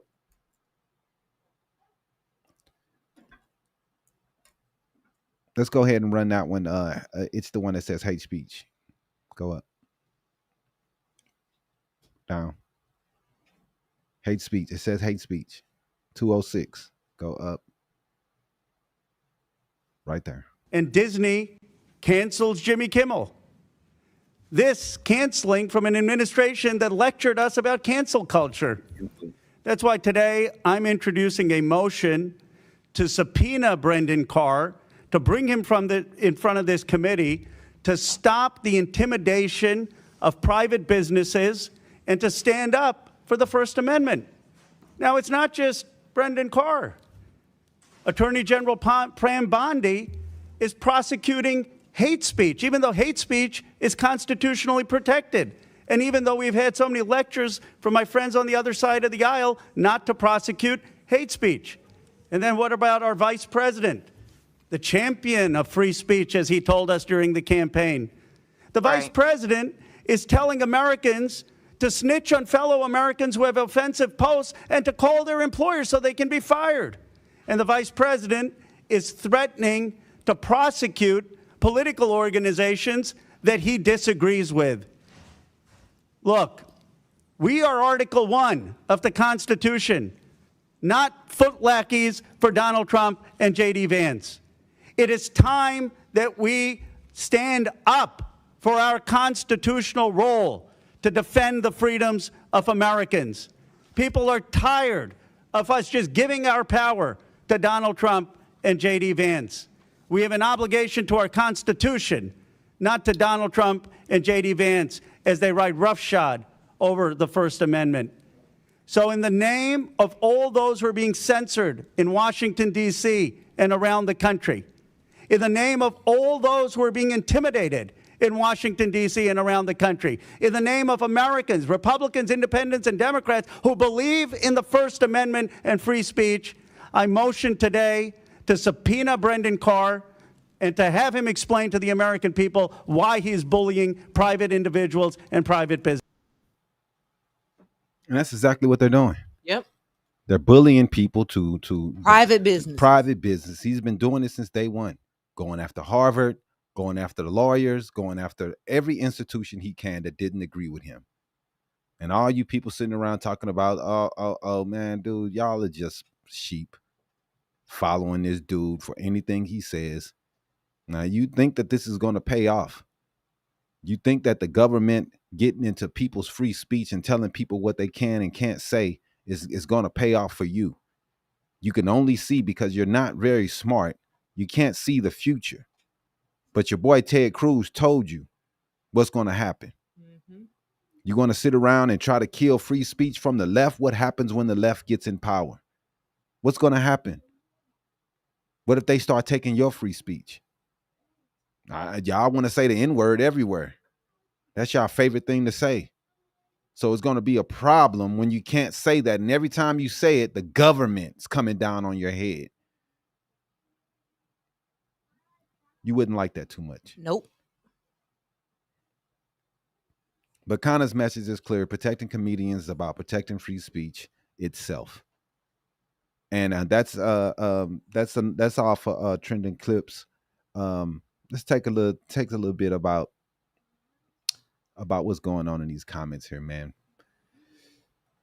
He should go after every institution that is absolutely corrupt and pushing far left politics instead of teaching how to think. What?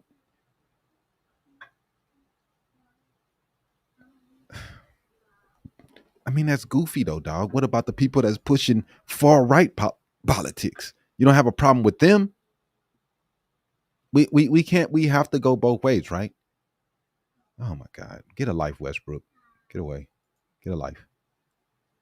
Yeah, you idiots shouldn't be allowed to speak at all. Man, y'all so dumb, dog.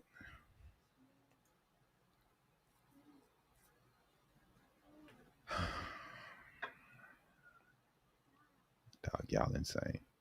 Man. What is going on? The left was just in office and they censored everybody and went. So they censored misinformation. They wanted to stop misinformation, and you guys wanted to spread misinformation about COVID. Trying to stop misinformation so we can stop the spread of a flu that were killing millions. But you guys didn't want to do that because you don't care about your fellow Americans. You only care about yourself. So you don't care about anything that was going on with anyone else because you just wanted to go around and cough on people because who cares? COVID wasn't real. I mean, dog, we got these people living off what people say on the internet, man. And oh my goodness, boy, y'all are slow.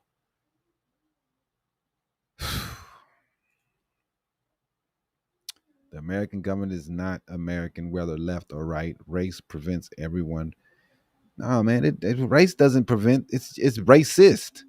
Prevent everyone from working together. People who race shouldn't matter. We should be able to work with whoever. It doesn't matter the color. We shouldn't have thoughts about people because they're a certain color, but a lot of people do in this country. So it's tough. We live rent free in the libs' head, right? That's why Trump talks about the radical left so much, and every time he's talking, it's the radical left. Whatever, man. Republicans, dog, if I ain't gonna lie, I wish I didn't have to think about y'all at all.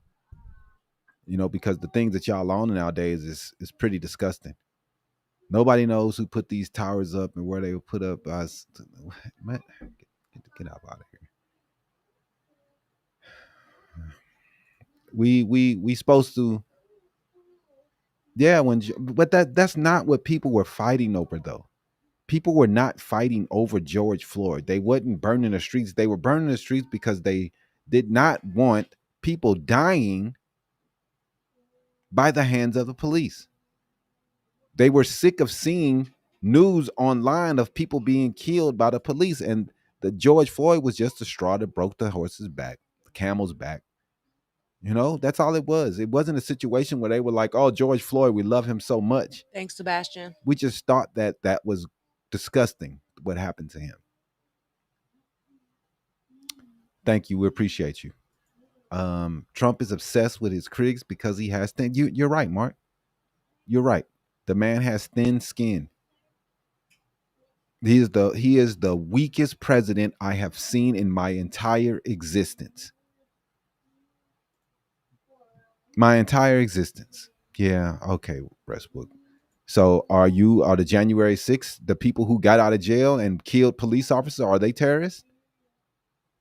You know, since people that tear stuff up are terrorists, you know, they're terrorists too, right? Why did Trump let out terrorists? You know, y'all always pointing fingers and calling other people names, but when it comes to you being held responsible for what the right does, it's always an excuse.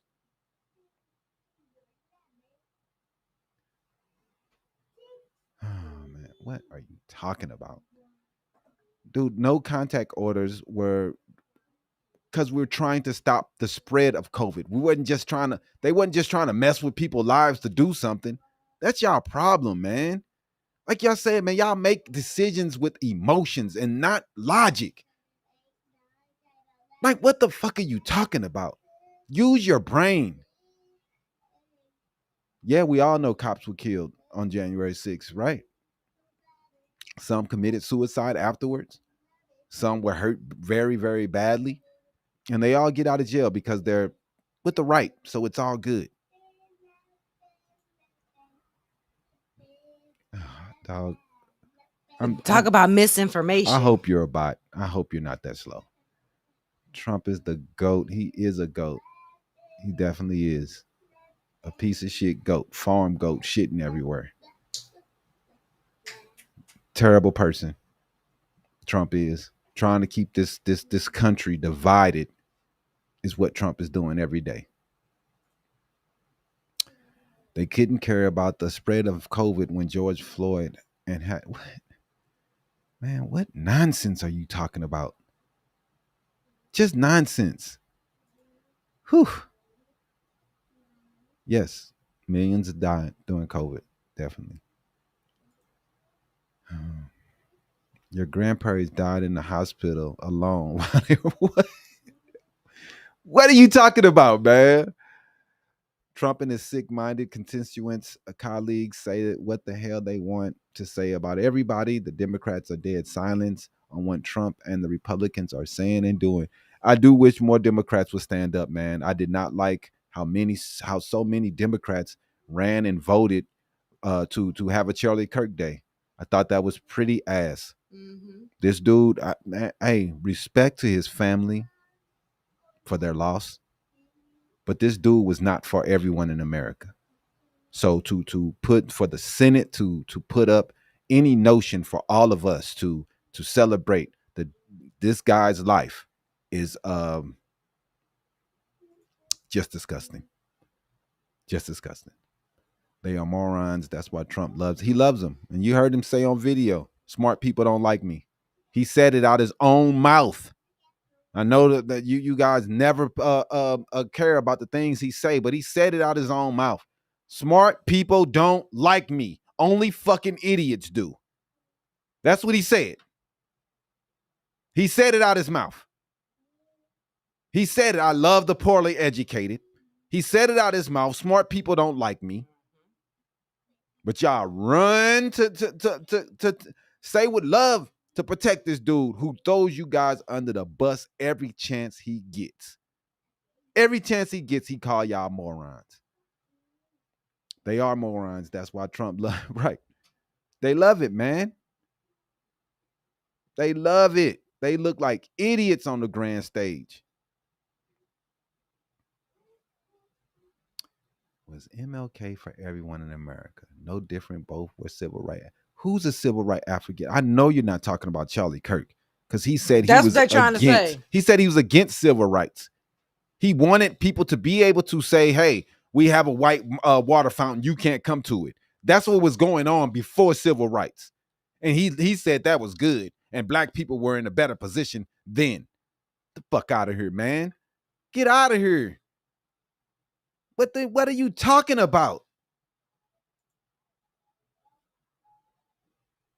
Whew. That's crazy. I never heard that. I can't say I know anything about that, but that's crazy if he did.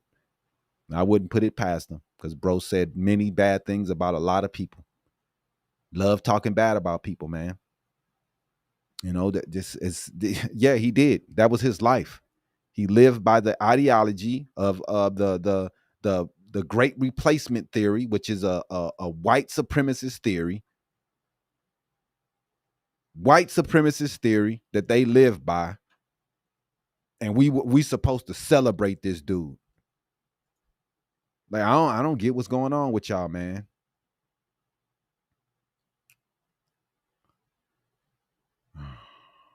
Yep.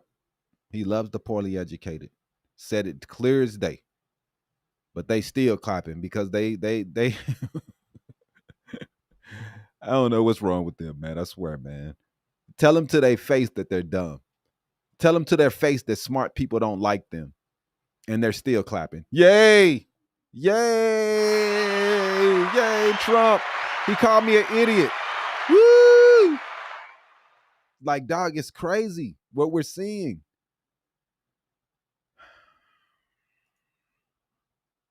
Yeah, I am kind of mad that they would make it Charlie Kirk Day. It's pretty crazy, man, to have a white supremacist have a day in America. It's kind of crazy. And a lot of Democrats went and voted for it. Only a couple stood up. It's pretty crazy, man. Now, I know we're in the shock of what happened to the guy. No one wants to see that happen to anyone, but he didn't deserve that, man. Our tax dollar took this dude. Hey, dude, I'm from East St. Louis, Mr. No Dot reply. And white people are there all the time. So what you're talking about is straight trash. You don't know what you're talking about. You can go to East St. Louis anytime you want to, and you're not going to get beat up if you use a water fountain. Just be making up stuff, man. Why has Charlie Kirk never addressed problems in the white? Question we've been asking for 2 weeks now. We've been asking that question for a while now. It's been a main point of ours. And, you know, he likes to use the black community as a scapegoat for everything that's going on in the white community. And, you know, they asked him before he got shot about mass shootings. And what did he say? He brought up gangs, black people, because we are the scapegoat for any problems that the white community has. Oh, the white community has problems with mass shootings. Oh, but you look at the black people. They have gang violence. We're going to remove their mass shootings? No, we're talking about school shootings, but we'll look at them, the black people, though. They have gang shootings. Are we going to get rid of? That's the way we do it. But they never, like I said, and then, you know, the answer is always a father. Put a father in a home. These black people don't have fathers, which is bullshit. Black people just don't get married in the numbers that everybody else does. We don't get married like that. We don't believe in the sanctity of marriage as these Christian nationalists do. So, you know, it's not the same. And you try to use those numbers to try to say that the black father isn't in the home, right, which is all bull. Charlie said the black family during the civil rights was in a better position. He then stated there were many fatherless homes in the black. Yeah, he said that all the time. But he never, ever, ever said, how can we fix the problems that he's trying to blame for everything that's happening in America? How can we get more fathers in the homes? We know a big thing that does happen in America is that because we have over-policing of the black neighborhoods, we have the military and the National Guard in our neighborhoods. We get pulled over. We don't want to. I want to sound crazy on the statistics, but we know we get pulled over more than the average white person. We get forced out of the car more. We get searched more. When it comes to the average numbers, everybody is caught with drugs about the same. But still, we get picked on more. We get pulled over more. We get picked up more. We get arrested more. We get way more stringent lengths of sentencing. We are treated differently.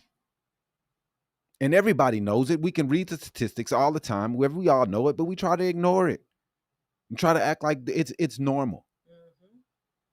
When black people are treated like trash in this country, and then instead of trying to do anything about it, they just point, oh, look at them, no fathers over there. Look at them getting pulled over by the police. What are y'all doing to solve the issues? Since y'all love to talk about it so much, what have they done to nothing? They do nothing. They try to get rid of DEI. Damn, isn't that hurting the people that y'all talking about need help? Y'all love to use them and talk about how they need help and they got fatherless homes, but then you take away DEI. You fire everybody that's a woman that's in government. You fire every black man that's in power. The black unemployment is the highest it's been in 5, 6, 7, 8 years. Like,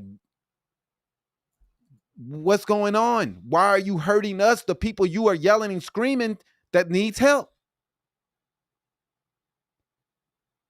Dog, you can again, no reply. You can go to East St. Louis anytime you want to. East St. Louis is not what it used to be. It's barely any people down there anyway. And the other day, I was just watching the news. The news was down there in East St. Louis and chilling, white people, whole bunch of them. When I was there the last time, I saw the most white people I've ever seen in East St. Louis in my life. So you're lying. Stop lying. People go to East St. Louis all the time, man. Just stop lying, please. Always trying to use hate and just stop it. Even at East St. Louis' worst days, there were white people down there. That's the truth. They are manipulating and disgusting shit around the entire planet. All those terrorist organizations manipulate these castration laws to mass murder. What are you talking about? All right. Fix the culture. Yeah, white culture does need to be fixed. They're going around slaughtering people, man. We saw the white guy on the domestic violence killed 3 police officers the other day. White culture needs to be fixed, man. What is going on? Y'all so fixated on black culture that you're losing your own culture.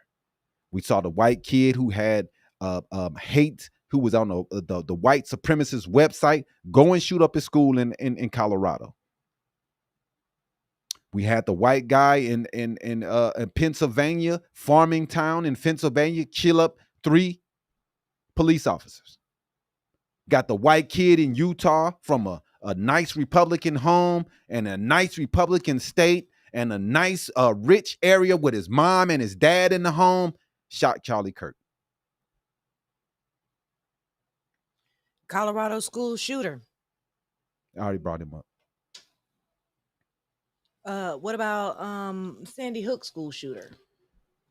I mean, it's known. We all Uvalde see it. School shooter. We all see it, and they just they want to call me a racist for pointing out what's going on in the white community. But Charlie Kirk wasn't a racist to y'all for pointing out what's going on in the black community. It's kind of It's kind of crazy how that goes. It's kind of crazy how that goes. That you can say I can't say what's going on in the white community. But Charlie Kirk his whole platform was based on talking about what black people are and what they shouldn't be doing. Right. But I can't talk about white people. Or I'm a racist. I'm just saying that if you care about what's going on in our community because of fatherless and all this, what's going on in your community? With y'all's fathers in the homes.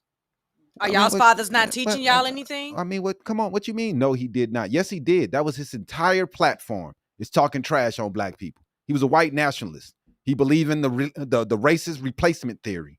That was what he believed in. I know y'all don't like to talk about everybody's supposed to get fired that bring up any quotes of Charlie Kirk because you can't say anything about him. But the white replacement theory is what he lived by. He thought that white people were being replaced. The group Jews will not replace us and replacement. I don't have to show a clip, man. Y'all know this dude was a nationalist. He said it 1,000,000 times. Goodness, you cannot be this dumb, man. They are. No, he wasn't a nationalist. Really? All right, man. Whatever, dude. I'm not arguing with you people. We know what this dude was. He believed that white culture was under attack and trying to be replaced. and he wanted to fight against that, and that was a big thing for him. So you people don't even watch the dude. That's the crazy part. Y'all don't even know half the shit he said because you don't even pay attention. You don't even read or watch anything. You have no idea what this dude says. Senate Republicans vote to block. Yep, they sure did. Every Republican voted against it. While they are pulling the wool over their eyes, and they don't even care, because long as they can be racist, they don't care about the Epstein files. They don't care, man. They just want to be racist. That's it. They just want to say the N-word online, talk about black people. That's all they want to do. They have no other. That's all. That's it. That's all they have. They don't want to bring anybody together. They just want to come onto your comment section and talk trash. And The racism. That's all they about. Reply. That's all they about, man. It's just racism and hate. Whoever this no reply dude is racist as hell. That's all they talk about, man. For the black people community. Yeah, for their whatever, problems. man. That's all they do. How about we blame y'all white women for y'all white community problems? Y'all teach y'all sons and daughters to go commit mass shooting. They're always talking about the black community, but cannot fix their own community.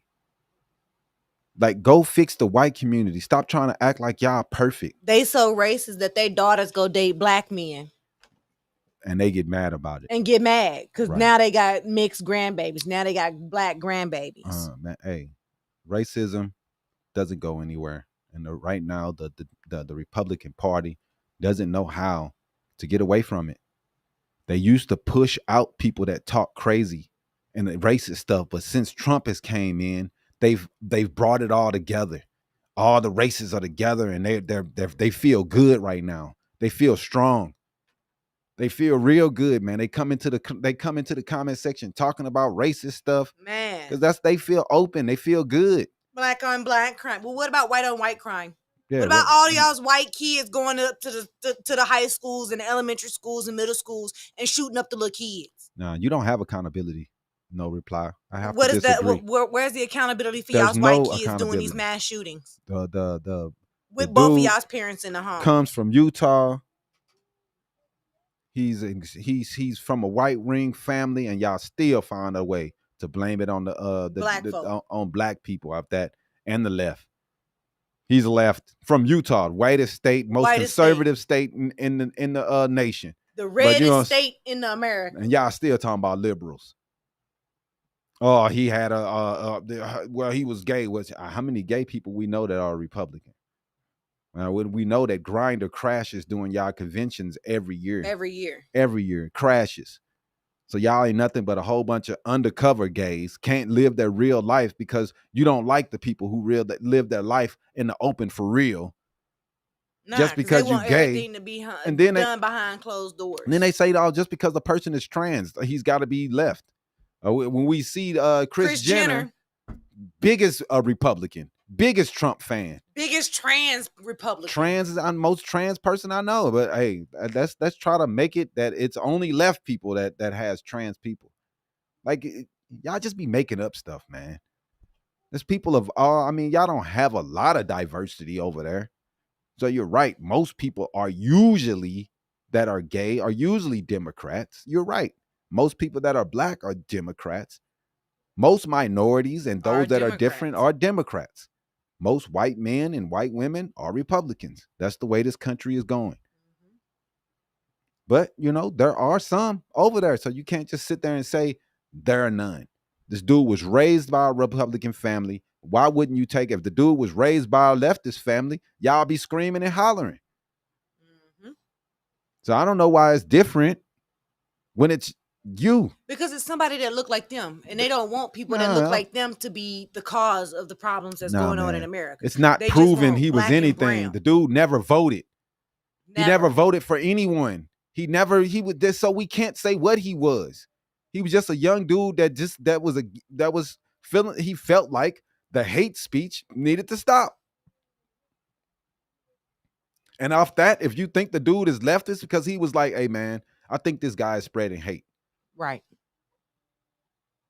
Now what he did, terrible. That's not the way you take care of things like that. This could have been a million different ways he could have handled it. But he didn't. He didn't, and that's terrible. But we're not going to sit here and act like the right haven't had all these issues for a minute. I don't care if he was trans. That's what we were just saying. Trans doesn't make you a liberal. We got Kris Jenner running around here, the biggest Trump fan ever. Right. So not 100% of people who are trans are with the left. And this guy's from Utah, from a Republican family. Nobody knows what this dude was voting because he never voted. And this is what Jimmy Kimmel was fired for saying, come on, man, the dude is probably from the right. He's from Utah. He's all this. He's but from Utah. He was fired. From a Republican family, raised Republican. And y'all got a problem with that? He's left. He's a leftist. Utah, the most Republican state, like I said before. Like, man, and like I said, no one knows what the dude is, but they still gonna try to push him. Oh, he's left. His life and his existence, his grandmother said they don't even know any fucking Democrats. She said it out of her own mouth. I don't know any Democrats. Dude wasn't even really into politics. He just heard what dude was saying and was like, I don't like it. Mm-hmm. He said, I don't like it, and I don't like what this dude is saying, so I'm about to end it. And that's horrible that he did that. But why are people getting fired for saying which side he was on when there's no proof he was on either side? Right. When they say that he was an unaffiliated, inactive voter. Unaffiliated. Ain't voted nothing. Ain't did none of that stuff. So I'm not sure why we are sitting around talking about what side he is. Y'all jump to conclusions all fast. And we're like, oh, he's leftist. And then here come Macy and whatever. Macy, I forget her name. Nancy Mace. Nancy Mace saying all type garbage. Here come Trump saying all type garbage. That's 100% untrue. So, man, we got to do better, dude. We got to do better as a country, man. And to have leaders like we have now is not helping. What they call an inactive voter is a person who is registered to vote, but hasn't voted, but has not voted in 2 or more elections. Right. And he wasn't nothing but 22. Right. But he was registered as Republican. That's what some people say. Some people say that's not true, that he was registered as a Republican. Some people say that's not true. So I've heard it's not true. So they said he was registered, but he was not affiliated. Is what I've heard. They say about 27% of active registered voters in Utah are unaffiliated, and about half of them are Republican. Yeah, I mean it's a very red state, man. Very red state. Very red state. It's not saying that there aren't some Democrats there. They are, but it's a very, very, very red state. And he came from a very red family. But the Republican says he's a leftist, though. He was just this only left dude out of this island of writers of people on the right. Man. He just somehow became a Democrat when his whole family and everybody he was around was Republicans. Every school, everything that he did. But, whatever. 1/3 of all voters in Utah are Democrat. They don't have evidence doesn't prove that. Evidence doesn't prove that. No evidence proves that he wasn't on either side. You guys are using racism and stereotypes to try to say he was a leftist. That's what you're doing. Oh, he was gay, left. Oh, he was trans, left. That's bull. We know that his family was right. We know that everybody on his family is right. So how can we say what side he was on? I'm sitting there saying, I don't know. We don't know. So how are y'all so sure who he was? So annoying, man. Think y'all know everything. Don't know nothing. Yeah, we got 60 viewers. You're right. We don't get any viewers. You don't know what you're talking about, bro. Mind you, we have been live for 2 hours. Yeah, we have. It goes down. It goes up, goes down. It fluctuates, but whatever. Nobody using racism except me. Right. I'm the only person that's talking about black people and white people when all Charlie Kirk talked about was black and white, black people. That's all he did. But I'm the racist, though. Y'all kill me, man. I wish y'all would find something else to do, man. These are the stupid arguments that we fighting about race all the time because y'all so infatuated with race and hate. Black fatigue, Westbrook, do you know what black fatigue means? It's black people being tired of living in a racist society. Did you know that? Why are y'all always stealing our words? Why can't you just come up with your own words? It's so easy to come up with something yourself. You stolen woke. Now y'all trying to steal black fatigue. All y'all do is steal our shit.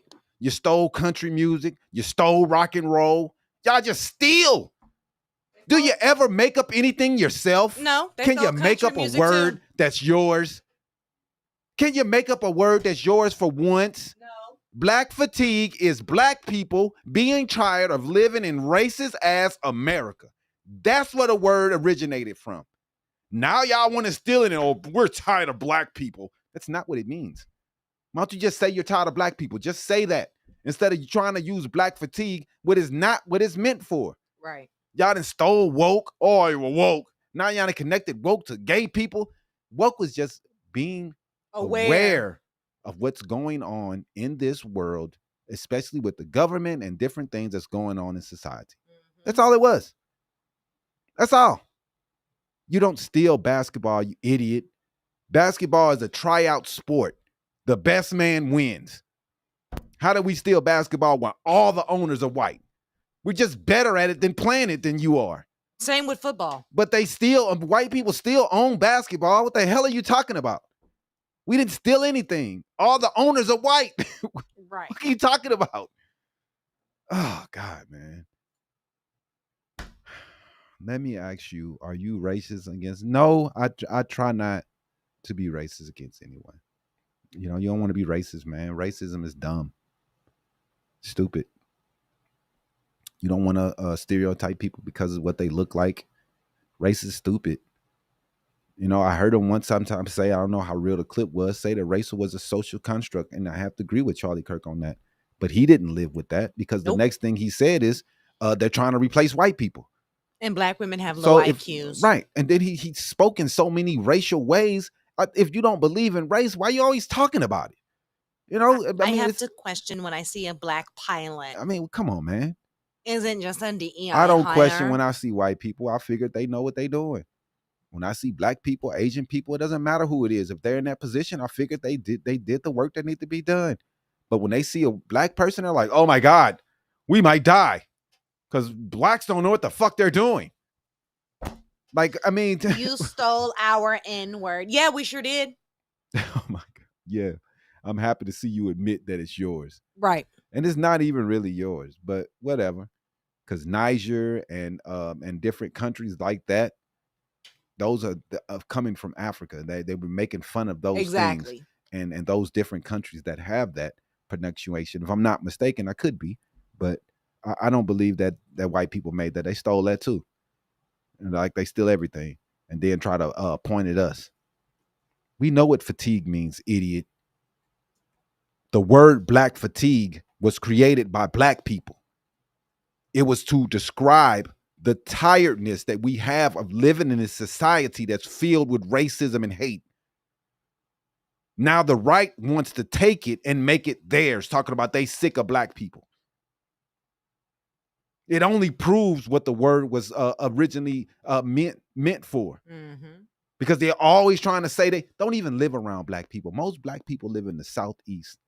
The rest of the country has small percentages of black people. And they always trying to act like we are such a problem for them when they don't even live near black people at all. Right. It's just ridiculous. But that's it for this week, man. We appreciate everybody that came on, even the racists. And next week we'll be here with more news and more updates. Let me see what I got.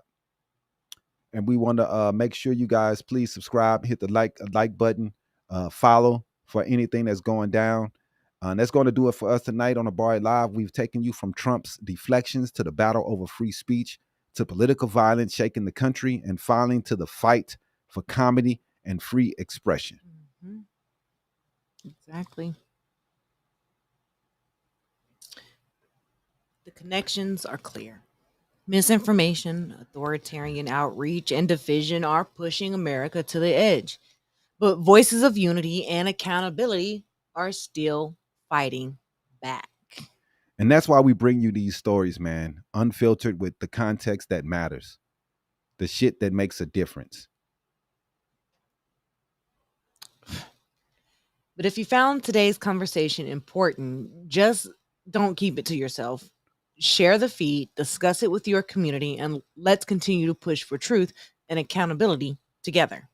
For sure, man. Be sure to subscribe to Habari Live on YouTube, follow us on all socials, and visit habarientertainment.com for more news and articles that we post throughout through the week. And we'll see you next time, and have a good Saturday, everybody. Peace out.